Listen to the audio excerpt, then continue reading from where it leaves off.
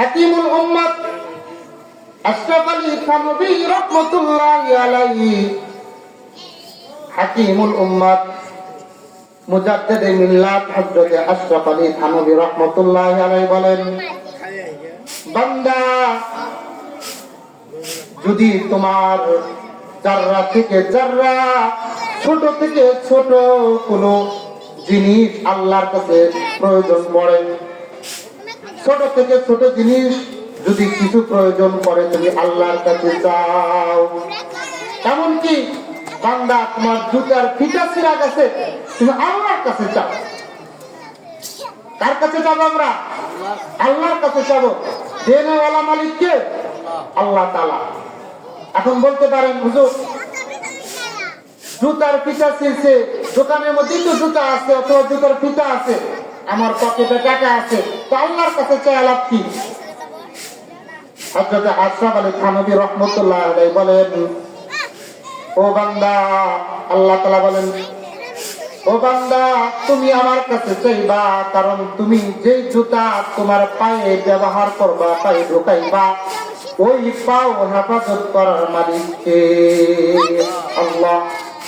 কারণ এমনও দেখা যায় সকালবেলা সুন্দর সুস্থ শরীর নিয়ে পা নিয়ে বের হয়, বিকালবেলা রাস্তায় অ্যাক্সিডেন্ট করে পা রেখে হাসপাতালে বান্দা ভর্তি হয়ে যায়। তুমি যে পায়ের মধ্যে জুতা পরবা, এই পায়ের হেফাজত করার কার মালিক কে? আল্লাহ। আল্লাহর কাছে চাও, আল্লাহর কাছে চাও।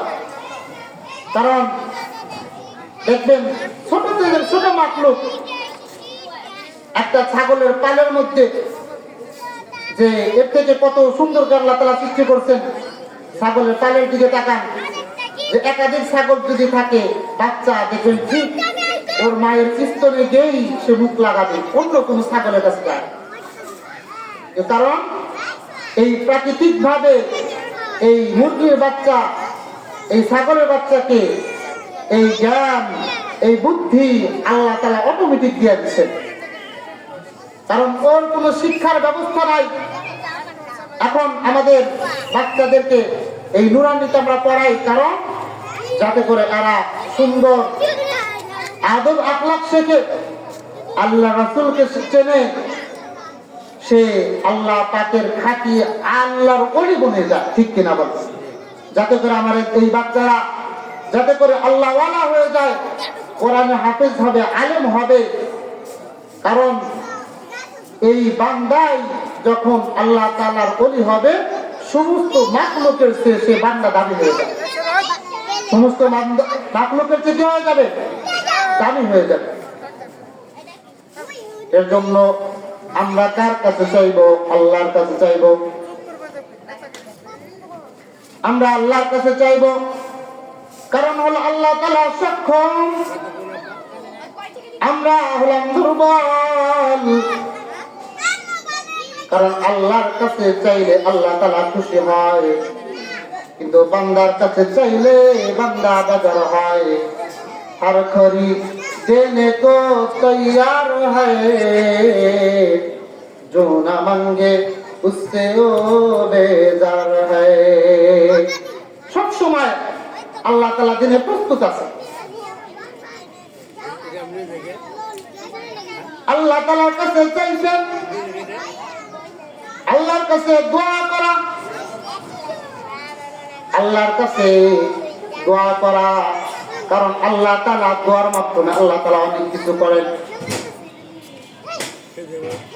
হযরত কাব ইবনে আহবার রাদিয়াল্লাহু তাআলা আনহু বলেন, হযরত কাব ইবনে আহবার রাহমাতুল্লাহ আলাইহি বর্ণিত, রাসূলুল্লাহ সাল্লাল্লাহু আলাইহি ওয়াসাল্লাম বলেন, একবার বনি ইসরাইলের মধ্যে দুর্ভিক্ষ দেখা দিয়েছে।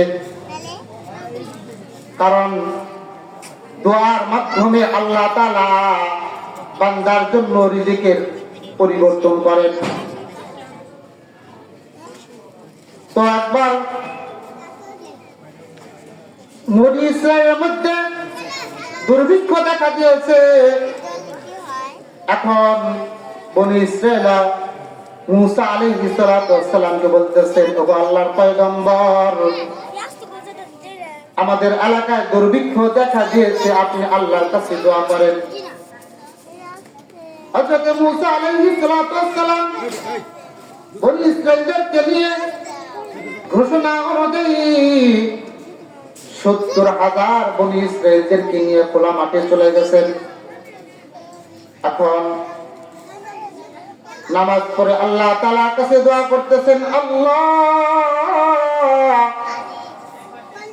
তুমি জমিনের দিকে তাকায় দেখো, জমিনগুলো ফেটে চৌচির হয়ে গেছে, জমিনগুলো ফেটে চৌচির হয়ে গেছে। তোমার মাখলুক খাদ্যের অভাবে কষ্ট পায়, ছাগলগুলো না খেতে পেয়ে শুকিয়ে যাচ্ছে। তোমার বান্দারা খাবারের অভাবে কষ্ট করতেছে। ওগো আল্লাহ, আমাদের থেকে দুর্ভিক্ষগুলো উঠে নাও, রহমতের বৃষ্টি নাযিল করো। আল্লাহ তাআলার পক্ষ থেকে ঘোষণা আসলো, মূসা তোমার অনুসারীদের মধ্যে, বনী ইসরাইলের মধ্যে এমন একজন লোক আছে যে দীর্ঘদিন যাবৎ আমার সাথে নাফরমানি করে আসছে, দীর্ঘদিন যাবৎ নাফরমানি করে আসছে। ওই লোকটা যদি এই মজলিস থেকে উঠে না যায়, আমি আমার রহমতের বৃষ্টি নাযিল করব না। মূসা আলাইহিস সালাম আল্লাহ তাআলার ঘোষণা অনুযায়ী তার অনুসারী বনী ইসরাইলের মধ্যে ঘোষণা করে দিলেন, এখানে এমন একজন লোক আছে যে আল্লাহ তাআলার সাথে দীর্ঘদিন পর্যন্ত নাফরমানি করে আসছে। আল্লাহ পাকের পক্ষ থেকে ফয়সালা হলো, আল্লাহ পাকের পক্ষ থেকে ফয়সালা হলো, যদি সে এই মজলিস থেকে না উঠে যায়, তাহলে আল্লাহ পাকের রহমতের বৃষ্টি এখানে নাযিল হবে না, আল্লাহ পাকের রহমতের বৃষ্টি নাযিল হবে না।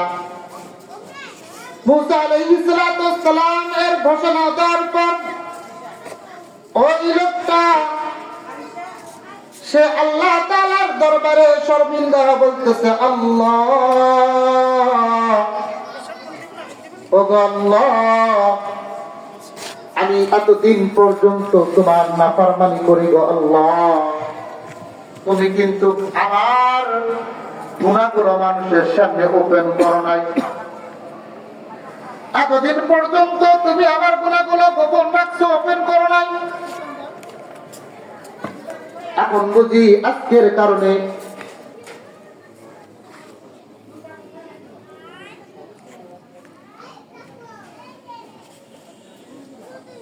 আমাদের মাদ্রাসার উত্তর পাশে